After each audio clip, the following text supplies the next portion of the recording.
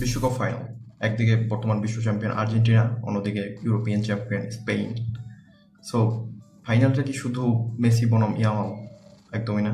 ফাইনালটা হচ্ছে দুই কিংবদন্তি কোচের, যারা বর্তমানে জাতীয় দলের সেরা কোচ। একদিকে আছেন লা ফুয়েন্তে এবং অন্যদিকে আছেন লিওনেল স্কলানি। কেন এই দুইজন সেরা? একজন একটি বিশ্বকাপ, দুইটি কোপা আমেরিকা এবং ফাইনাল চ্যাম্পিয়ন, এবং আরেকজন নিজের দলকে করেছেন Nations league champion, European champion, এবং গতবার তিনি নিয়ে গিয়েছিলেন তার দলকে ন্যাশনস লিগের ফাইনালে। এবং কারেন্টলি আবার তারা দুইজনই ওয়ার্ল্ড কাপ ফাইনালিস্ট। তাহলে কে এগিয়ে? চলুন জেনে নেওয়া যাক। Scaloni will be fated. প্রথমে কথা বলা যাক স্কলানিকে নিয়ে। 2018 সালে যখন তিনি আর্জেন্টিনার দায়িত্ব দেন, তখন এই দলটা ছিল একদম ভাঙাচোরা একটা দল। তো তারপর তিনি কি করলেন? এই দলটাকে বিল্ড আপ করলেন। তারপর আস্তে আস্তে আস্তে আস্তে এই দলটাকে 2021 সালে 28 বছর পর কোপা আমেরিকা জেতালেন। তারপর একটি বিশ্বকাপ, তারপর আবার কোপা আমেরিকা এবং আবার ফাইনাল। সো স্কলানির সবচেয়ে বড় শক্তি কি? তিনি আঞ্চলিকটির মতো শুধু ম্যান ম্যানেজমেন্টে সেরা না, অথবা গার্দিওলার মতো একটা সিস্টেম নিয়ে পড়ে থাকেন না, অথবা তিনি কোলোপের মতো শুধু গেগেন প্রেসিং করেন না। তার সবচেয়ে বড় জিনিসটা হচ্ছে অ্যাডাপ্টিভিটি। অ্যাডাপ্টিভিটি কীভাবে? মানে তিনি প্রতিপক্ষ বুঝে তার গেম প্ল্যান সাজান। ফার্স্ট অফ অল তিনি দেখেন যে প্রতিপক্ষটাকে। নেদারল্যান্ডের বিরুদ্ধে একরকম, স্পেনের বিরুদ্ধে একরকম, এবং ফ্রান্সের বিরুদ্ধে একরকম, এবং যেমনই প্রতিপক্ষ হোক, তার দুর্বলতা বুঝে তিনি গেম প্ল্যান সাজান। এই জন্যই Scaloni one of the best coach that I have ever seen. এবার কথা বলা যাক দেলা ফুয়েন্তে নিয়ে।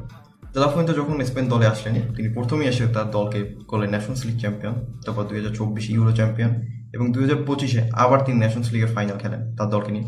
যদিও তারা পেনাল্টিতে হেরে যায় পর্তুগালের সাথে, এবং 2026 সালে তিনি দলকে নিয়ে আসেন ওয়ার্ল্ড কাপ ফাইনালে। সব থেকে কঠিন বাকেট থেকে তিনি দলকে ওয়ার্ল্ড কাপ ফাইনালে নিয়ে আসছেন। So all credit goes to him. So তাকে কি দেল বস্কের মতো বলা যায়? একদমই না। এই স্পেন আর আগের স্পেন একদমই এক না। এই স্পেন 70% পজিশন রাখে না, তারা পেসিং করে, কাউন্টার অ্যাটাক করে, এবং তারা ভার্টিক্যাল ফুটবল খেলে।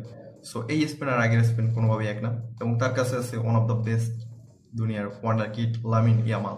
লুইস দে লা ফুয়েন্তের স্পেন যেমন সুন্দর ফুটবল খেলে, এবং তার সাথে তার ডাইরেক্ট ফুটবলটাও খেলতে পারে। সো তাদের টেকনিক্যাল বিষয় নিয়ে আলোচনা করার মতো আমার ওই যোগ্যতা এখনো হয়নি, কারণ দুজনই তাদের ফিল্ডে সেরা। সো আসুন একটা ছোট জিনিস নিয়ে আলোচনা করা যাক। যেহেতু এক পাশে আছে মেসি এবং আরেক পাশে আছে লামিন ইয়ামাল, সো তারা দুজন কিভাবে এই দুজন সেরা প্লেয়ারকে ট্যাকেল করতে পারে। সো আমার মতে মেসিকে যেভাবে ইংল্যান্ড যেভাবে ট্যাকেল করার ট্রাই করছিল, যেমন অ্যান্ডারসনকে সাথে রেখে আপনার রাইস এবং যে ছিল স্পান্সকে, এই তিনজনে মিলে মেসিকে একটা ব্লক করার চেষ্টা করছিল। সো আশা করি দে লা ফুয়েন্তে সেম কাজটা করবে। ফ্যাবিয়ান লুইসকে বলবে মেসিকে অল টাইম মার্ক করার জন্য। মেসি হচ্ছে এমন একজন ফুটবলার যাকে অবভিয়াসলি মার্ক করা যায় না, দ্যাটস ট্রু। বাট যদি একজনকে তার সাথে রাখা যায় যে অলওয়েজ মেসিকে ফলো করবে, অলওয়েজ মার্কিং করা ট্রাই করবে, এবং যেহেতু তাদের কাছে সেরা লেফট ব্যাক কুকুরেলা আছে, কুকুরেলা এবং একদিকে রোদলি, তো এই তিনজন মিলে একটা ট্রাই করতে পারে। তারপরও Messi one of the best, তাকে মার্ক করা যায় না। সো মেসি তারপর চান্স ক্রিয়েট করে, ড্রিবল করে। So that's why Messi is the goat.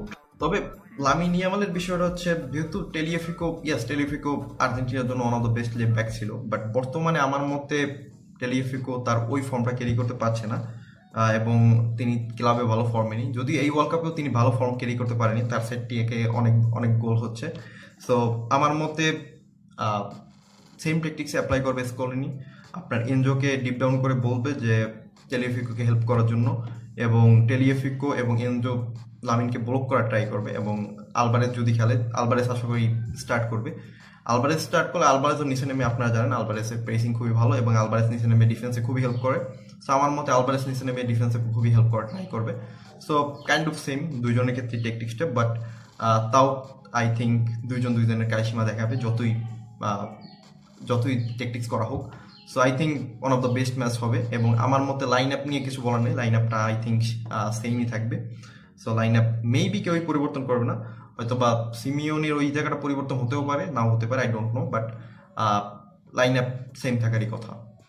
So আমার মতে ম্যাচটা খুবই হার্ড হবে। সো ম্যাচের প্রেডিকশন আমি হয়তো বা দিতে পারবো না, বাট আমি যেহেতু স্পেনের ডিফেন্সিভ সলিডি দেখিয়েছে, সো এই জন্য আমি স্পেনকে 55 এবং আর্জেন্টিনাকে 45 রাখছি।